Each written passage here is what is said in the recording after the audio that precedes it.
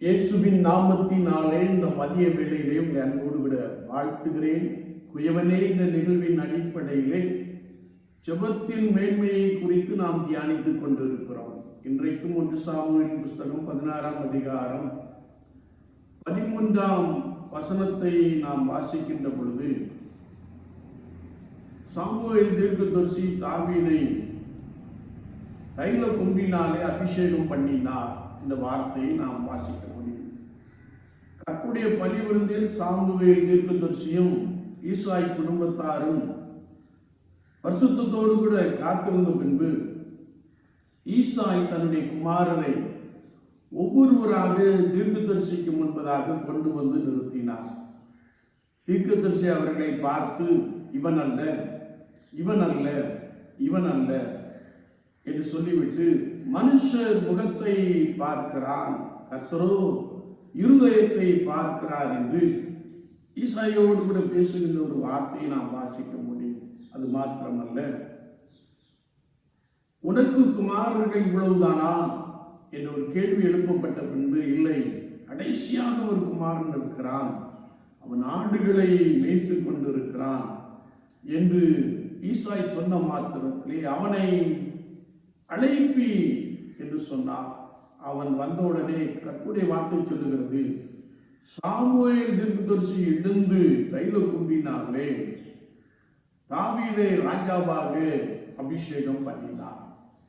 என்னை கேட்டுக்கொண்டிருக்கிற என் அன்பு சகோதரனே, சகோதரி, நீ சாதாரணமான ஒரு நபராய் காணப்படலாம், அல்லது ஒன்றுக்கும் உதவாதவன் என்று சொல்லி உன்னை மற்றவர்கள் பேசி இருக்கலாம். உன் குடும்பத்தார் அமிதமாய் உன்னை வெறுத்திருக்கலாம்.